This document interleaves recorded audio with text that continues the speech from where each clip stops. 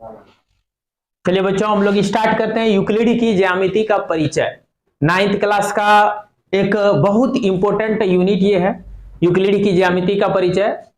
इस यूनिट के अंतर्गत जो ऑब्जेक्टिव्स है, उन ऑब्जेक्टिव्स को बनाने के पहले मैं थोड़ा सा उनका बेसिक कंसेप्ट आपको दे देना चाहूंगा। यूक्लिड ने परिभाषा जो दिया था, 23 परिभाषा उन्होंने दिया था एलिमेंटस नामक पुस्तक में। उस 23 परिभाषा में से कुछ कुछ प्रमुख परिभाषा, 7 परिभाषा होगा आपके क्लास में दिया हुआ, वो 7 परिभाषा में थोड़ा क्लीन कर दूं आपको। उसके बाद फिर अभिगृहित और अभिधारणा है, 7 अभिगृहित होगा, 5 अभिधारणा होगा। 7 अभिगृहित क्या है और 5 अभिधारणा क्या है, इसको आप लोग डायरेक्ट ये समझिए कि ये अपने आप में प्रमाणिक प्रमेय है। ऐसा प्रमेय जो खुद प्रमाणिक हो, उसको प्रमाणित करने की जरूरत नहीं है। तो अब फिर अभिगृहित क्यों और अभिधारणा क्या क्यों, दोनों का मैं अंतर बताऊंगा। अभिगृहित क्या होता है और अभिधारणा, दोनों जब सेल्फ प्रूफ थ्योरम है तो फिर किसी का नाम अभिगृहित और किसी का नाम अभिधारणा क्यों है, क्यों किसी को एक्सियम कहते हैं, क्यों किसी को पोस्टुलेट्स कहते हैं, इसका मैं अभी कारण आपको बताऊंगा। उसके बाद फिर हम लोग ऑब्जेक्टिव पढ़ेंगे इस चैप्टर से संबंधित 9th क्लास के लिए, जो कि आपका 2-3 दिन में एग्जाम होने वाला है और आप बढ़िया से जाके परीक्षा हॉल में बनाएंगे। चलिए समय को बर्बाद किए बगैर चालू करते हैं।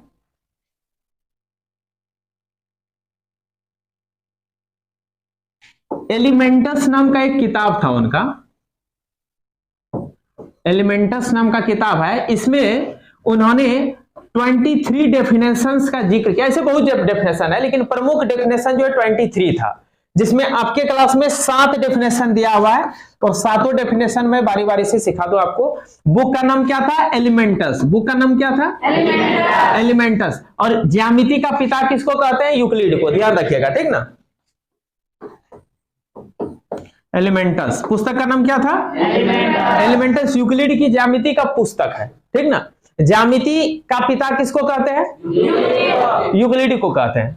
क्वेश्चन है कि एक बिंदु वह है जिसका कोई भाग नहीं होता है। बिंदु, पॉइंट, अर्थात यह बिंदु का परिभाषा बताया। पहला परिभाषा किसका दिया? बिंदु। बिंदु कहता है क्या है, तो बिंदु वह है जिसका कोई भाग नहीं होता है। भाग मींस पार्ट, टुकड़ा नहीं होता है, जिसको हम टुकड़ा कर ही नहीं सकते उसको बिंदु कहते हैं। अब बोलिए दुनिया में कौन ऐसा चीज है जिसको हम टुकड़ा नहीं कर सकते, पार्ट नहीं कर सकते हैं। दूसरे मीनिंग में यह भी कह सकते हैं, कहता है लंबाई भाग चौड़ाई भाग ऊंचाई भाग, जिसका लंबाई चौड़ाई कुछ ऊंचाई कुछ भी नहीं हो उसको बिंदु कहते हैं। ऐसे यूक्लिड साहब ने जो दिया था वो दिया था जिसका कोई भाग ना हो, यानी कि उसको हम कटिंग नहीं कर सकते, उसे बिंदु कहते हैं। ऐसा दुनिया में कौन सा चीज है? तो नहीं, दृश्य जगत में कुछ नहीं है। कहा जाता है साधु लोग जो मेडिटेशन करते हैं, मेडिटेशन करते समय जो बिंदु दिखता है वही बिंदु ओरिजिनल बिंदु है, जिसका चित्र बाहर में नहीं बनता है। बाहर में कोई भी चित्र बनाएंगे तो उसका भाग हो जाएगा। बात समझ गए? तो बिंदु समझ गए आप? बिंदु समझ में आया सब? पहला परिभाषा किसका दिया? तो परिभाषा तो स्पष्ट दिख जाता है। ये परिभाषा अगर कहे कि बिंदु वह है जिसका कोई भाग नहीं, क्या है? अभिगृहित अभिधारणा एक परिभाषा है। परिभाषा। रेखा चौड़ाई रहित लंबाई होती है। चौड़ाई रहित, रहित मींस नहीं होना, रहित मींस जिसमें चौड़ाई होता ही नहीं है उसको, और खाली लंबाई हो, उसको क्या कहेंगे? रेखा। अब जैसे ये है, इसको हम लोग ऐसे एरो दे देते हैं, इसका मतलब क्या होता है? ये चलते रहेगा दोनों तरफ। अब इसमें चौड़ाई है कि नहीं है? कुछ ना कुछ चौड़ाई है, तो ये रेखा नहीं है। लेकिन रेखा के लिए हम लोग मानते हैं, माना की नहीं करते, माना की ए बी एक रेखा है। माना की क्यों लिखते हैं? इसलिए कि इसमें चौड़ाई है, और ओरिजिनल रेखा जो होता है वो चौड़ाई रहित लंबाई है, और चौड़ाई रहित लंबाई हम खींच ही नहीं सकते हैं, इसलिए मानना पड़ता है। माना कि ये भी एक रेखा है। बात समझ में आया? कि चौड़ाई, शुद्ध रेखा का परिभाषा क्या होता है? चौड़ाई रहित लंबाई को रेखा कहते हैं। चौड़ाई रहित लंबाई को रेखा कहते हैं। 2 परिभाषा खत्म हुआ। उसके बाद रेखा के बारे में एक चीज बताया कि रेखा, एक रेखा के सिरे बिंदु होते हैं, यानी कोई भी रेखा है, कोई भी रेखा है, इसका सिरा भाग जो होता है वो बिंदु होता है। सिरा भाग क्या होता है? मैंने सिरा पर बिंदु होता है, ये बिंदु आगे बढ़ते चला जाएगा। तो बिंदु खुद ऐसा है जिसका कोई भाग ना हो, चौड़ाई लंबाई मोटाई कुछ नहीं हो, और वो आगे बढ़ेगा तो उसमें चौड़ाई कभी होगा? नहीं होगा। आगे एक सीधी रेखा ऐसी रेखा है जो स्वयं पर बिंदुओं, बिंदु नहीं है, बिंदुओं के साथ सपाट रूप से स्थित होती है। यानी कि सीधी रेखा अगर होगा तो 1 बिंदु 2 बिंदु 3 बिंदु इस तरह बिंदुओं के साथ सपाट रूप में चिपकते चला जाए तो क्या बन जाएगा, रेखा बन जाएगा। क्योंकि हजारों मतलब बिंदु बिंदु बिंदु बिंदु बिंदु अरबों बिंदु अरबों अरबों अरबों पर n पावर चढ़ा दो, उतना बिंदु अगर चिपका देंगे, ठीक ना, तो कई बिंदु होगा, बिंदु पर बिंदु बिंदु पर बिंदु। वह कहता है स्वयं पर बिंदु, एक पर दूसरा दूसरा पर तीसरा के साथ सपाट रूप में स्थित हो जाए तब जो बनेगा वो क्या बन जाएगा, सीधी रेखा बनेगा। कोई दिक्कत कि 1 बिंदु 2 बिंदु 3 बिंदु इस तरह बिंदु एक दूसरे से चिपकते जाए बिंदुओं के साथ सपाट रूप में स्थित होते चले जाए तब जो प्राप्त होगा वो क्या होगा, एक सीधी। तो सीधी रेखा का परिभाषा बताया। इसमें बताया कि सीधी रेखा का अंत बिंदु क्या होगा, अंत सिरा बिंदु क्या होगा। सीधी रेखा का जो सिरा है वो सिरा क्या होगा, तो बिंदु होगा। कोई भी सीधी रेखा है तो उसका सिरा तो क्या होगा, बिंदु। तो सिरा पर तो बिंदु होगा, ये ना होगा। आगे 5वां है पृष्ठ का परिभाषा कि पृष्ठ क्या है, सरफेस क्या है। वह है जिसकी केवल लंबाई चौड़ाई होती है, लंबाई और तो कोई भी पृष्ठ है, जैसे ये पृष्ठ है, इस पृष्ठ में क्या है, एक तो लंबाई है और एक तो चौड़ाई है। किसी भी पृष्ठ में चौड़ाई और लंबाई होती है, मतलब चौड़ाई और लंबाई, ऊंचाई ना हो, केवल चौड़ाई और लंबाई। ऊंचाई हो जाएगा तो उसको पृष्ठ नहीं कहेंगे तब। तो वह कहता है क्या कि पृष्ठ क्या है, तो पृष्ठ वह है जिसकी केवल लंबाई और चौड़ाई होती है। तो पृष्ठ का परिभाषा दिया, बिंदु का परिभाषा दिया ना, किसका परिभाषा दिया, हाँ, बिंदु का, रेखा का, फिर पृष्ठ का परिभाषा, फिर सीधी रेखा के बाद विषय में बताया बिंदु सपाट रूप में स्वयं पर स्थित होते चला जाए तो वो सीधी रेखा प्राप्त कराएगा ना। और एक चीज क्या बताया, कोई भी रेखा का सिरा क्या होता है, बिंदु होता है। कोई भी रेखा का सिरा क्या होगा, बिंदु होता है। आगे कहता है पृष्ठ के किनारे रेखाएं होती है। कोई भी पृष्ठ है, पृष्ठ का किनारा भाग क्या होगा, रेखा। ये भी रेखा होगा। एक्चुअल में अभी रेखाखंड हम लोग लेते हैं, लेकिन पृष्ठ है, कोई आयत नहीं है, वर्ग नहीं, पृष्ठ। तो पृष्ठ वह है जिसमें लंबाई चौड़ाई होती है। तो लंबाई चौड़ाई, लंबाई है तो पूरा अनंत लंबाई का, पृष्ठ भी अनंत क्षेत्रफल का होगा। वो पृष्ठ है, कोई सीमित नाम नहीं ना, आयत है, वो खास लंबाई चौड़ाई वाला नहीं करा, पृष्ठ। बात समझ रहे, लंबाई चौड़ाई जिसमें उसको पृष्ठ कहते हैं। लंबाई चौड़ाई दोनों है तो पृष्ठ का किनारा क्या होगा, किनारे पर रेखा ही होगा ना, लंबाई भी एक रेखा है, चौड़ाई भी एक रेखा है। तो पृष्ठ का किनारा क्या होता है, रेखा होता है। और रेखा का किनारा क्या होता है, बिंदु होता है। पृष्ठ का किनारा क्या होता है, लंबाई तरफ भी एक रेखा है, चौड़ाई भी एक रेखा है। समझ रहे हैं बात। तो आगे कहता है एक समतल पृष्ठ ऐसा पृष्ठ है जो स्वयं पर सीधी रेखा के साथ सपाट रूप से स्थित होता है। 7वां परिभाषा उन्होंने समतल पृष्ठ का दिया। 7वां नंबर परिभाषा क्या दिया, इसका सीरियल नंबर से कोई मतलब नहीं रहता है। ये नहीं कि हम सीरियल नंबर के रूप में रट रहे हैं, बात बुझे ना। सीरियल नंबर कोई मतलब नहीं है, मतलब है कि उन्होंने रेखा का परिभाषा दिया, बिंदु का परिभाषा दिया, ठीक ना। उसके बाद किसका दिया, समतल का परिभाषा दिया। फिर रेखा का किनारा या सिरा क्या होता है, बिंदु होता है। फिर कोई समतल पृष्ठ का किनारा क्या होता है, रेखा होता है। आगे बता रहा है एक रेखा, दूसरी रेखा, तीसरी रेखा, चौथी रेखा है। इस तरह रेखा को सपाट रूप पर एक दूसरे पर चढ़ा देंगे तो क्या बन जाएगा, पृष्ठ बन जाएगा। क्या बन जाएगा, वही कह रहा है कि समतल पृष्ठ क्या है, तो ऐसा पृष्ठ है जो स्वयं पर सीधी रेखाओं के साथ सपाट रूप से स्थित होता है। कि एक सीधी रेखा है, अब इसी पर दूसरा सीधी रेखा सपाट रूप में हो जाए, उस पर तीसरा सीधी रेखा सपाट। और रेखा में तो मोटाई होता नहीं है। और रेखा रेखा रेखा रेखा रेखा हजारों हजार रेखा, करोड़ों करोड़ रेखा, इस तरह करके अरबों खरबों नीलों रेखा कर देंगे, पृष्ठ तो नहीं बन जाएगा। बात समझ में आया। तो वह कहता है कि समतल पृष्ठ ऐसा पृष्ठ है जो स्वयं पर सीधी रेखाओं के साथ सपाट रूप में स्थित होता है। तो इस प्रकार यूक्लिड ने कितना परिभाषा दिया, 7। आपके क्लास में 7 परिभाषा है, एलिमेंटस पुस्तक में 23 परिभाषा है। कोई दिक्कत। अब 7 अभिगृहित है। अभिगृहित जो है कांस्टेंट है, ये 7 ही है। अभिगृहित कितना है, 7 अभिगृहित है। और अभिगृहित और अभिधारणा जो है, इन दोनों में थोड़ा सा अंतर है, ध्यान दीजिएगा। अभिधारणा 5 है, अभिधारणा कितना है, 5 अभिधारणा केवल ज्यामिति में प्रयोग होता है, ठीक ना। वह स्वयं सिद्ध वैसा प्रमेय जिसका प्रयोग केवल ज्यामिति में होता है उसको अभिधारणा कहते हैं। कोई दिक्कत। और स्वयं सिद्ध ऐसा प्रमेय जिसका उपयोग, जिसका प्रयोग ज्यामिति के साथ साथ अन्य जगह भी हो, उसको अभिगृहित कहते हैं। दोनों में अंतर समझ में आया?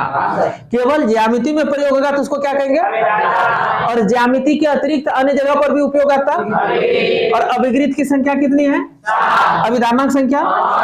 तो 7 अभिगृहित कर लेंगे, फिर 5 अभिधारणा कर लेंगे, फिर हम लोग ऑब्जेक्टिव करेंगे, तुरंत खत्म, ऑब्जेक्टिव हो जाएगा पलक झपकते।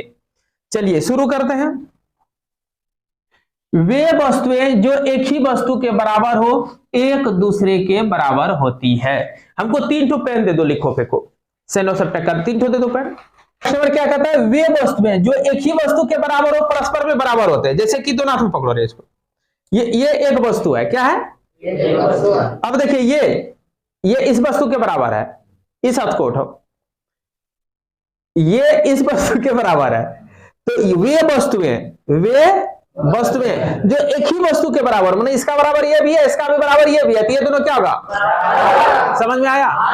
वे वस्तुएं एक से और भी हो सकता है, एक पेन और दीजिए। वे वस्तुएं 3 हो गया, वो एक ही वस्तु के बराबर हो, तब ये लोग भी आपस में क्या होगा? बराबर। यहां तक क्लियर? बैठो अभी। इसका कहने का मतलब ए के बराबर कोई बी है, ए के बराबर सी है, ए के बराबर डी है, तो आपस में तब ए बराबर बी बराबर सी बराबर डी, सब क्या हो जाएगा आपस में?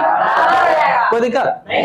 दूसरा देखिए, यदि बराबर, ये तो समीकरण में भी जरूरत खूब पड़ेगा, त्रिकोणमिति में जरूरत पड़ेगा, कहीं हर दुनिया के हर जगह जरूरत पड़ेगा, केवल ज्यामिति में इसका उपयोग होगा। इस तो ये अभिधारणा होगा अभिगृहित होगा। अभिगृहित समझो पूरा गृह को चलाता है, ठीक ना? अभिगृहित क्या करता है? पूरा गृह चलाता है। अभिधारणा जो है, तो अभिधारणा एक नैरो चीज है, कहता है उसका अभिधारणा ही गलत है, बोलता है ना। अभिधारणा केवल ज्यामिति का पार्ट है। अभिधारणा किसका पार्ट है? और अभिगृह समझो पूरा गृह चलाने वाला है, गृह मंत्री है वो। यदि बराबरों को बराबरों में जोड़ा जाए तो पूर्ण भी बराबर होते हैं। बराबरों को बराबरों में जोड़ा जाए तो पूर्ण भी, जैसे देखिए ऐसे समीकरण के रूप में समझिए, 4x बराबर है कुछ है 9 है, मान लिए ये दोनों बराबर है, और 5 बराबर 5 है, ये दोनों को जोड़ दीजिए इसमें, ये दोनों को इसमें, तो इधर क्या हो जाएगा? 4x प्लस 5, और इधर क्या हो जाएगा? 9 प्लस 5, तो ये दोनों भी बराबर हो जाएगा। कोई दिक्कत? बराबरों को बराबरों में जोड़ा जाए तो परिणाम भी बराबर है। और एक विधि से समझा सकते हैं तुरंत, ये दोनों क्या है?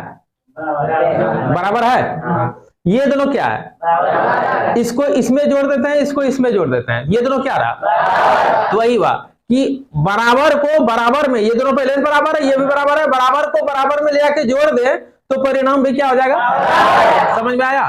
ठीक, भी वही हो जाएगा। और क्या? यदि बराबर को बराबर में घटाया जाए क्षेत्रफल भी क्या होगा? बराबर होगा। ये बराबर है, इससे इतना घटा देते हैं, इससे भी इसको घटा देते हैं, ठीक ना? तो परिणाम क्या, क्षेत्रफल क्या हो जाएगा? तो बराबर को पहले था बराबर, और इसमें हम दोनों में बराबर घटा दिए, जो क्षेत्रफल बचेगा वो क्या होगा? समझ में आया?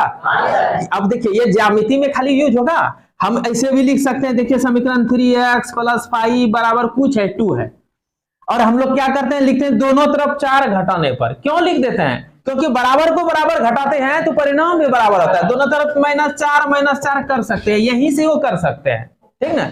यही तीसरा जो अभिगृहित है, तीसरा अभिगृहित का यूज कर लेते हैं हम कि 4 बराबर है ना जी, तो किसी समीकरण में दोनों तरफ 4 अगर घटा देते हैं तो पहले समीकरण बराबर होता है, उसमें हम बराबर चीज घटा देंगे तो परिणाम भी बराबर होता है, इसलिए कोई प्रभाव नहीं पड़ता है। समझ में आया?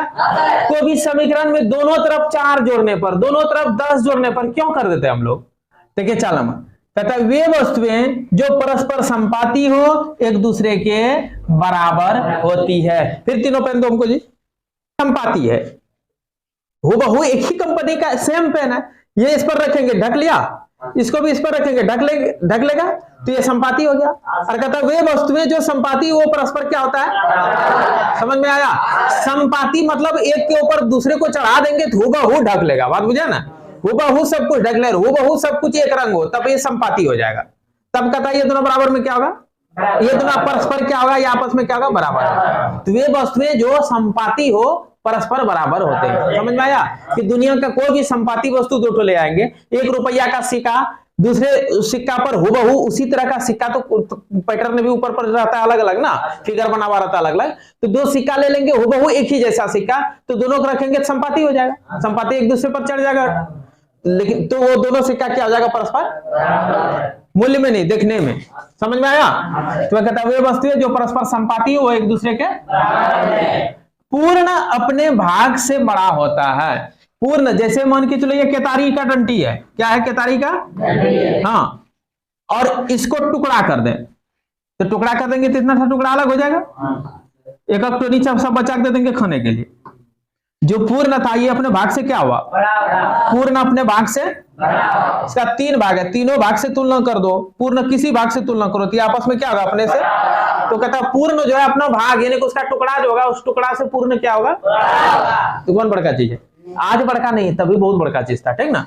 पूर्ण अपने भाग से, आगे फिर कहता है एक ही वस्तुओं के दुगुने परस्पर बराबर होते हैं, एक ही वस्तुओं के दुगुने परस्पर बराबर होते हैं। जैसे यहां देखिए इसका दुगुना ले लो, जैसे ये 4 cm है, इसका दुगुना कितना होगा, और एक तो इसका दुगुना ले लो 8 cm, ये दोनों आपस में क्या होगा, तो एक ही वस्तु का दुगुना लेंगे तो आपस में क्या होगा, समझ में आया। डंटा है एक तो ये है, इसका दुगुना इधर ले लेते हैं, ये हो गया, इसका दुगुना इधर भी ले लेते हैं, ये हो गया, ये कुछ नहीं है, तो ये दोनों क्या होगा, समझ में आया। एक ही वस्तु के दुगुने अगर है तो वो दुगुने आपस में क्या होगा, बराबर होगा। आगे कहता है कि एक ही वस्तुओं के आधे, जब दुगुना बराबर होता है तो आधा क्या होगा, तो एक ही वस्तु का आधा अगर है, जैसे ये 5 cm हमारा ऐसे हम इसका टुकड़ा कर देंगे, तो एक ही वस्तु का आधा जो है आपस में क्या होगा, इसको आधा कर दो तो ये दोनों टुकड़ा आपस में क्या होगा, बराबर होगा। एक ही वस्तु के आधे बराबर होते हैं, एक ही वस्तु के दुगुने बराबर होते हैं, समझ में आया। और ये सातों क्या था यूक्लिड का, अभिगृहित। अभिगृहित का अर्थ ऐसा स्वयं सिद्ध प्रमेय जिसका उपयोग ज्यामिति के अतिरिक्त अन्य जगह पर भी होता है, कोई दिक्कत।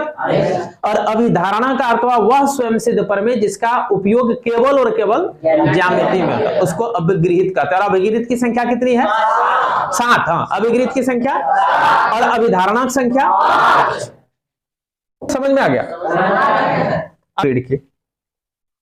अभिधारणा है, पहुंचो आपके सामने पड़ा हुआ है ना। क्या है कि एक बिंदु से एक अन्य बिंदु तक एक सीधी, क्या तो एक सीधी रेखा खींची जाए, एक बिंदु यहाँ एक बिंदु यहाँ तक क्या तो सीधी रेखा खींची जाए, तो कौन बड़का चीज है। फिर कहते ये पहला अवधारणा हो गया। पहला सीरियल से कोई मतलब नहीं है, सीरियल नंबर से कोई मतलब नहीं है। एक शांत रेखा को अनिश्चित रूप से बढ़ाया जा सकता, जैसे शांत रेखा जिसको हम लोग रेखाखंड कहते हैं, आज जिसको रेखाखंड कहते हैं यूक्लिड साहब उसको क्या कहते थे, शांत रेखा। शांत रेखा को कहता है अनिश्चित रूप से बढ़ा सकते हैं, इधर भी बढ़ा सकते हैं, बढ़ा सकते हैं, ये भी अभिधारणा है। फिर कहता है किसी को केंद्र मानकर, कोई भी केंद्र मान लेंगे और किसी त्रिज्या का एक वृत्त खींच सकते हैं।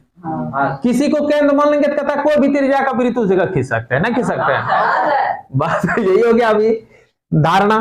आगे कहता है कि सभी समकोण, जैसे एक समकोण यहाँ खींच दो, एक समकोण यहाँ खींच दो, एक समकोण यहाँ बना दो, एक समकोण यहाँ बना दो, एक समकोण वहाँ इलाहाबाद में बना दो, एक समकोण रामपुर में बना दो, एक समकोण महसूर में बना दो। कोई भी कहता है समकोण अगर 10-20 हजार करोड़ है, सब समकोण आपस में क्या होगा, आप लोग को ले जाना है, सभी समकोण परस्पर क्या होते हैं, बराबर होते हैं। समझने लायक पचमठ है, थोड़ा सा समझिए इसको। कहता है एक सीधी रेखा दो सीधी रेखाओं पर गिर कर, जैसे दो सीधी रेखा पर गिर गया एक तो सीधी रेखा, कोई दिक्कत। कहता है गिर कर एक ही और दो समकोण दो अंतःकोण इस प्रकार बनाए कि दोनों कोण का योग मिलकर दो समकोण से कम हो। नहीं कहता है इधर जो कोण बनाया ये दोनों जोड़ के 180 डिग्री से क्या हो जाता है, कम। तब कहता है दोनों को दोनों तरफ अगर अनिश्चित तक बढ़ाया जाए, इसको भी बढ़ा दे और इसको भी बढ़ा जाए, जिधर 180 से कम हुआ उधर क्या होगा, कट जाएगा। बस यही बात कर रहा है, कट जाएगा। और जिधर 180 से बड़ा हो जाएगा उधर आपस में फैलते चला जाएगा, कटेगा नहीं। बात समझ में आया क्या कहा। अब देखिए अभी इसको समझ जाइएगा। एक सीधी रेखा एक सीधी रेखा दो सीधी रेखाओं पर गिर कर अपने एक ही और दो अंतःकोण इस प्रकार बनाए कि इन दोनों कोणों का योग मिलकर दो समकोण से कम हो। एक सीधी रेखा है, एक सीधी रेखा है और दो अन्य सीधी रेखा पर गिरे, और इस प्रकार गिरे कि एक तरफ का दो अंतःकोण का योगफल जो है वो क्या हो, दो समकोण से कम हो।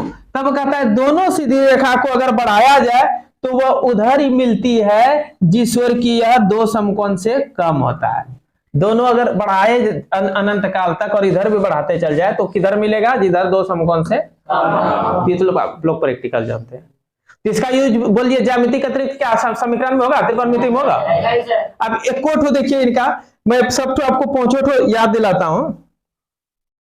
पहला था क्या कि दो बिंदुओं के बीच एक सीधी रेखा खींची जा सकती है ना। तो बोलिए इसका ज्यामिति अतिरिक्त कहां यूज है, कुछ भी जाएगा ये। दूसरा क्या था कि एक शांत रेखा है तो उसको हम अनिश्चित रूप से दोनों तरफ बढ़ा सकते हैं, इसका कहां यूज है, ज्यामिति में। कहां यूज है, ज्यामिति में। फिर कहता है किसी को केंद्र मान लेंगे और किसी त्रिज्या का हम वृत्त खींच सकते हैं, तो ये रचना में कम है, ज्यामितिक रचना में कम है खींचने का, और कम है खींचने का, कम ज्यामितिक रचना में। उसके बाद फिर कहता है कि समकोण जो है आपस में परस्पर क्या होते हैं, ज्यामिति में कम।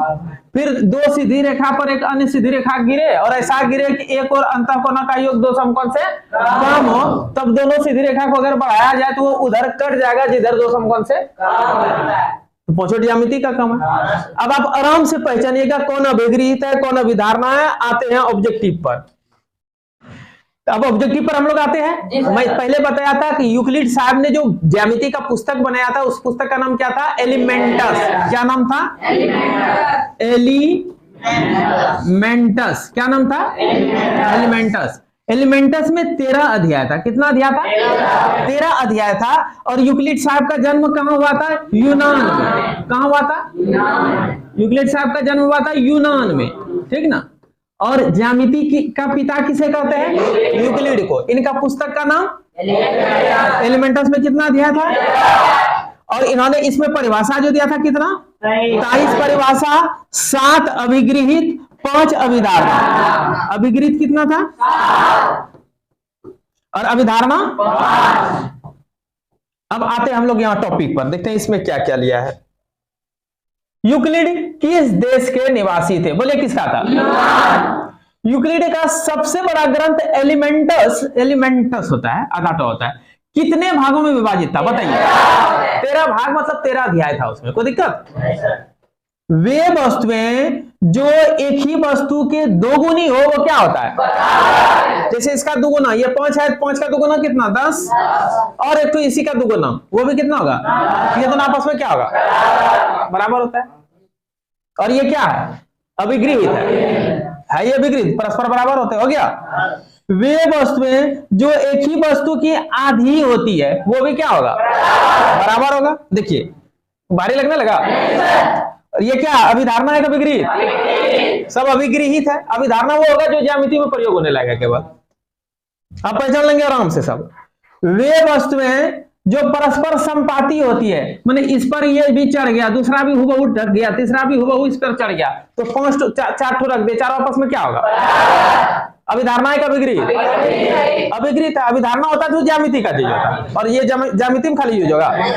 आप एकदम तुरंत पकड़ ली, वो ज्यामिति में यूज नहीं हो रहा है, इसका मतलब है अभिगृहित है। और परिभाषात परिभाषा आता है, परिभाषात अपने दिख जाएगा, परिभाषा है, बिंदु फलनों को कहते हैं, रेखा फलनों को कहते हैं, स्पष्ट दिखेगा। समतल चिल्लों को कहते हैं, कोण गुल्लों को कहते हैं, सब दिखेगा, स्पष्ट नहीं दिखेगा। आगे बढ़ते हैं। दो भिन्न बिंदुओं से होकर कितनी रेखाएं खींची जा सकती है, एक बिंदु यहाँ एक यहाँ बिंदु, इससे होकर कितनी रेखाएं खींची, एक। अब ये अभिगृहित है कि अभिधारणा, अभिधारणा है, अभिधारणा है। ज्यामिति में खाली प्रयोग होगा ना, होगा, इसका प्रयोग कहां होगा, ज्यामिति में होगा। अब आप दोनों पहचान रहे हैं तो इसका उत्तर क्या आ जाएगा, कितनी रेखाएं खींची जा सकती है, एक। कलम नहीं आता। दो भिन्न बिंदुओं से होकर कितनी रेखाएं खींची जा सकती है, फिर देखिए, दो भिन्न रेखाओं में कितने बिंदु उभयनिष्ठ हो सकते हैं। ये एक रेखा है और कोई एक और रेखा है कहीं, इसको आगे पीछे अगर बढ़ा दिया जाए तो दोनों में उभयनिष्ठ बिंदु क्या जगह हो सकता है? केवल एक जगह। देखिए इसके बाद अब वो उधर नहीं मिलेगा और इधर तो मिलेगा ही नहीं। और इसके अतिरिक्त दो अलग अलग रेखा में एक बिंदु उभयनिष्ठ ही हो सकता है, एक के अतिरिक्त कहीं उभयनिष्ठ नहीं होगा। दो भिन्न भिन्न रेखाओं में कितने बिंदु उभयनिष्ठ हो सकते हैं? एक। रेखाएं समांतर होती है यदि वे प्रतिच्छेद नहीं करती का कथन निम्न रूप में दिया गया।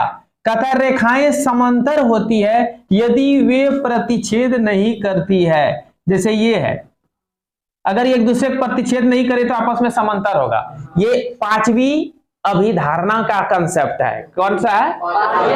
पांचवी अभिधारणा से ये कंसेप्ट आया है। क्यों कहा था ना कि ऐसे जैसे कि ये दो अन्य रेखा है, कोई एक सीधी रेखा इसको काट दे, एक और 180 से कम बने, दो समकोण से कम बने तो उधर कट जाएगा। इसका मतलब है दो समकोण से कम नहीं, दो समकोण नहीं बनता तो कटेगा ही नहीं, अर्थात दोनों समांतर हो जाएगा।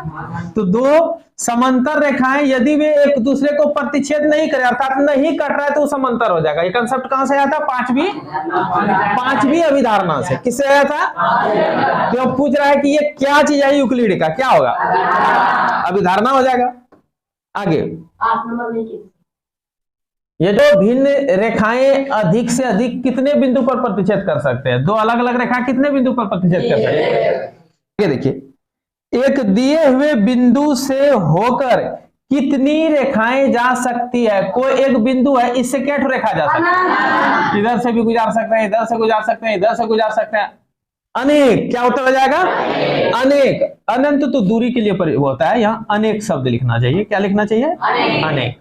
नहीं अनेक है तो अनंत ले लेना है, अलग बात है, कोई दिक्कत? अनेक गिनती के लिए अनेक शब्द का प्रयोग होता है, अनंत दूरी के लिए प्रयोग होता है, जिसका अंत ना हो अनंत, ठीक ना? और अनेक कई एक है, इतना एक है पता नहीं है, अनेक, ठीक ना? तो कोई दिक्कत नहीं है, अनंत भी है, ठीक है। एक दिए हुए बिंदु से होकर कितनी रेखाएं खींची जा सकती है? अनेक या अनंत। यूक्लिड का कथन कि वे वस्तुएं जो एक ही वस्तु के बराबर हो एक दूसरे के बराबर होती है, ये क्या है? ये तो अभिगृहित अभिधारणा तो ही नहीं सकता, क्योंकि इसका उपयोग खाली ज्यामिति में होगा। कहता है वे वस्तुएं जो एक ही वस्तु के बराबर हो परस्पर बराबर होते हैं, समीकरण हम यूज करते हैं। जहां मन तहां किसी गणित के किसी पाठ में व्यवहारिक में भी यूज खूब होगा, ज्यामिति से इसका खाली कोई कनेक्शन ही नहीं है। तो अभिगृहित होगा कभी धारणा? अभिगृहित का परिभाषा था ही नहीं, परिभाषा में तो साफ रहेगा, बिंदु वह है, रेखा वह है, समतल वह है, तो ये क्या हो जाएगा?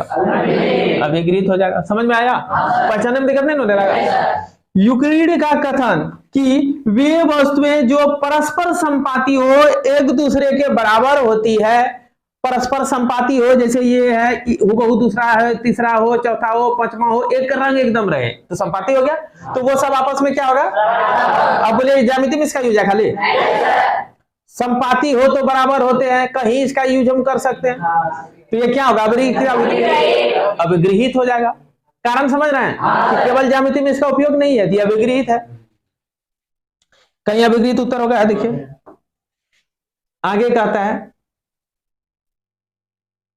एक बिंदु वह है, देखिए क्या बनने लगा, ये क्या बनने लगा बताइए आप? बिंदु वह है, बिंदु का परिभाषा, बिंदु वह है जिसका कोई भाग नहीं होता है, क्या है? परिभाषा है ना, बिंदु का परिभाषा साफ बता रहा है, परिभाषा हो गया। ये तो वहां की देख के भी पता सब चल जाएगा, खाली आपको समझना था। और आप लोग तो तेज हैं ऐसे ही। वो प्रश्न चिन्ह है क्या? यूक्लिड का कथन कि सभी समकोण एक दूसरे के बराबर था, कहता समकोण जो है एक दूसरे का, इसका उपयोग कहां होगा? इसका उपयोग कहां होगा? ज्यामिति में होगा कि समीकरण में होगा? जो समकोण है परस्पर बराबर होते हैं कि बीजगणित में उपयोग है? केवल ज्यामिति में उपयोग होगा। तो ज्यामिति में जिसका उपयोग खाली होता है उसको क्या कहते हैं? उसको कहते हैं अभिधारणा। क्या कहते हैं? अभिधारणा। क्या कहते हैं? अभिधारणा। कोई दिक्कत? ज्यामिति में जिसका उपयोग हो उसको अभिधारणा कहते हैं। तो ये क्या होगा? अभिगृहित की अभिधारणा। कहीं होगा अभिधारणा? देखिए 3 नंबर कठिन रहा। एक ठोस की विमाएं होती हैं। कोई ठोस पदार्थ है, उसको कितना विमा होगा? विमा मतलब अक्ष कितना बन सकता है, उस पर अगर अक्ष बनाना चाहेंगे, एक्स अक्ष, वाई अक्ष, जेड अक्ष, तीनों अक्ष बन जाएगा। ठोस में ना होगा। ठोस अगर है तो उसमें लंबाई चौड़ाई ऊंचाई तीनों चीज होगा जी। तो एक्स अक्ष और वाई अक्ष तो यही बन जाएगा, जेड अक्ष तरफ भी तो जा रहा है ना, तो 3 विमा हो जाएगा। क्या होगा? कितनी विमाएं हो सकती है? मतलब अक्ष खींचेंगे तो क्या अक्ष बनेगा? एक्स अक्ष, वाई अक्ष, जेड। ठोस पदार्थ में 3 विमा बनेगा, समतल पदार्थ में 2 विमा बनेगा, नहीं बनेगा? तो कितनी विमाएं हो सकती है? कोई दिक्कत? देखिए 4 नंबर में 3 विमा है। आगे आखिरी क्वेश्चन है क्या? कहता है एक दिए हुए बिंदु से होकर कितनी रेखाएं जा सकती? कोई एक बिंदु है, इससे क्या रेखा खींची जा सकती? 2 बार मिल गया, ये हो गया।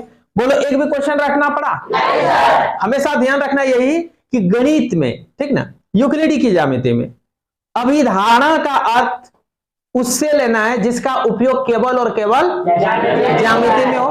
परिभाषा में साफ परिभाषा दिख जाएगा, रेखा वह है, बिंदु वह है, पृष्ठ वह है, समतल वह है, और इतने सा परिभाषा पूछेगा तो ठीक ना। उतना इस परिभाषा में कुछ नहीं पूछता, ये 2-3 तो पूछेगा। दूसरी बात क्या? अभी धारणा साफ दिखता है कि ये ज्यामिति का टर्म है, ज्यामिति में इसका उपयोग होता है। समकोण बराबर होते हैं, एक रेखाखंड को यानी संत रेखा को अपरिमित रूप से बढ़ाया जा सकता है कि नहीं? 2 बिंदुओं से होकर एक रेखा खींची जा सकती है, साफ दिखेगा कि ये ज्यामिति का पाठ है। तो समझ जाना है वो क्या? अभिधारणा। क्या है वो? अभिधारणा। और अभिगृहित वो होगा जिसका उपयोग हम व्यवहार में कहीं कर सकते हैं, कि वे वस्तु जो एक का आधी हो परस्पर बराबर होते हैं, वे वस्तु जो एक ही वस्तु के दुगुने हो परस्पर बराबर होते हैं, पूर्ण अपने भाग से बड़ा होता है। तो ये सब तो सब जगह उपयोग इसका होगा। फल में भी एक सेब लाएंगे, टुकड़ा कर देंगे, कहेंगे पूर्ण लोगे कि भाग लोगे? सब कहेगा पूर्ण लूंगा। क्यों पूर्ण लोगे? क्योंकि पूर्ण भाग से बड़ा होता है। यूक्लिड का अभिधारणा का अभिगृहित का वहां यूज हो गया ना। अभिगृहित का यूज हो गया, गृह में यूज हो रहा है उसका, गृह में कहीं यूज हो जाए। अभिगृहित सेब टुकड़ा खाने में केतारी एक ले आएगा, बोलेगा बोलो पूर्ण लोगे कि इसका भाग लोगे? तो तुरंत मार करके कहेगा पूर्ण लेंगे, पूरा केतारी खाएंगे, 2 घंटा तक चलेगा पूरा ना, क्योंकि पूर्ण अपने भाग से। तो गृह में कहीं भी यूज अगर हो जाए वो अभिगृहित, और ज्यामिति ब्रांच में अगर उपयोग हो तो वो अभिधारणा। तो बच्चों इस प्रकार यूक्लिड की ज्यामिति का परिचय खत्म हो गया, सारा ऑब्जेक्टिव भी खत्म हो गया, और मैं उम्मीद करता हूं सबको समझ में आ गया होगा। फिर मिलते हैं नेक्स्ट